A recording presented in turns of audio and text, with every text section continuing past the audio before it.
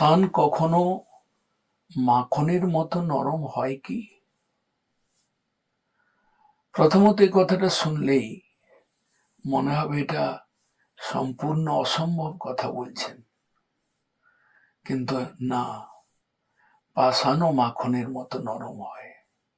এই কলিযুগে শ্রী চৈতন্য দেব এসেছিলেন। শ্রী চৈতন্য দেব তিনি ভক্তি, শুদ্ধ ভক্তি, প্রেম ভক্তির প্রচার করেছেন। ভক্তির বল, ভক্তির শক্তিতে পাষাণও গলে যায়।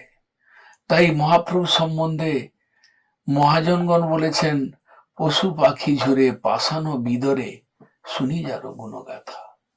পাষাণ বিদীর্ণ হয়, বলছেন বজ্র প্রায়ং হৃদপি নবনীতায়িতম অভূত।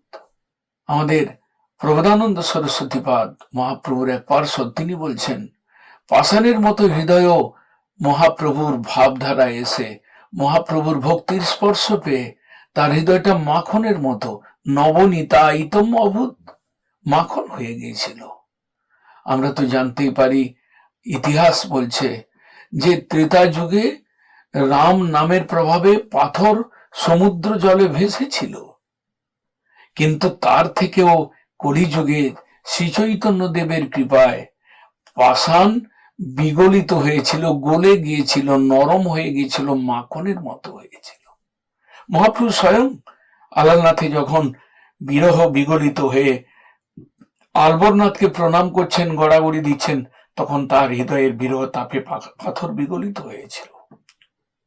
সেটা বড় কথা নয়, কিন্তু প্রবোধানন্দ পাদ বলছেন যারা চৈতন্য দেবের চেতনায় উদ্বুদ্ধ হয়েছিলেন, যারা চৈতন্য দেবের শুদ্ধ ভক্তির পথ দৃঢ়ভাবে গ্রহণ করেছিলেন, যারা চৈতন্য দেবের শিক্ষাকে মনে প্রাণে আশ্রয় করেছিলেন, যারা তার প্রদর্শিত পথে শুদ্ধ ভক্তির সাধনে পারদর্শিতা লাভ করে এগিয়ে গিয়েছিলেন, তাদের বিষয়ে প্রবোধানন্দ পাদ বলছেন অহো বজ্র প্রায়ং হৃদপি, যাদের হৃদয় পাষাণ ছিল, পাপ মলিনতায় ক্রমে পাপ প্রবৃত্তি, ক্রমে অনর্থ ভেতরে জমতে জমতে যাদের হৃদয়টা পাষাণ হয়ে গিয়েছিল, মহাপ্রভু যখন উচ্চ সংকীর্তন নিয়ে এলেন, মহাপ্রভুর কীর্তন বন্যায় যখন তারা প্রবেশ করলো, তখন বলছেন অহো বজ্র প্রায়ম, বজ্রের মতো কঠিন হৃদয়ও মাখনের মতো নরম হয়ে গিয়েছিল। কি অদ্ভুত সেই কথা!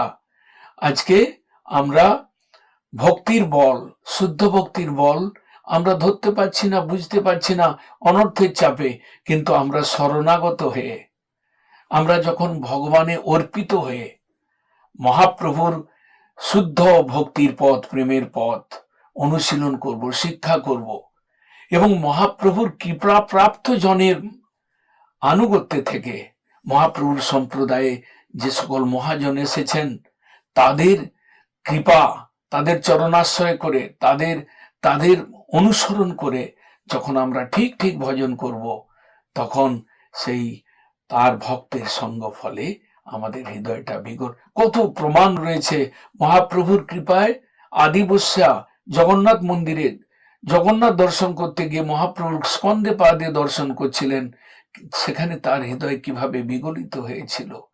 মহাপ্রভুর কৃপায় সার্বভৌমের পাষাণ হৃদয়, লৌহবৎ হৃদয় কিভাবে বিগলিত হয়েছিল, সব প্রমাণ আমাদের কাছে রয়েছে।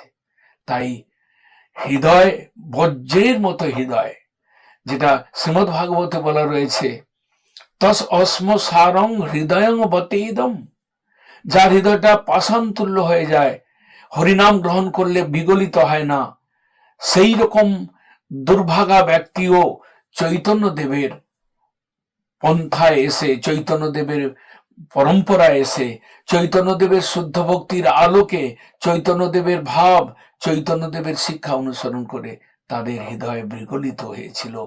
তাদের পাষাণবৎ হৃদয়টাও কলিযুগেতে এইভাবে মহাপ্রভুর কৃপায় কত শত শত পাষাণ হৃদয় কৃষ্ণ প্রেমে বিগলিত হয়েছিল, তার কোনো অন্ত নাই। গৌর সুন্দরের এই কৃপা কলিযুগের জীব আমরা লাভ করে ধন্য।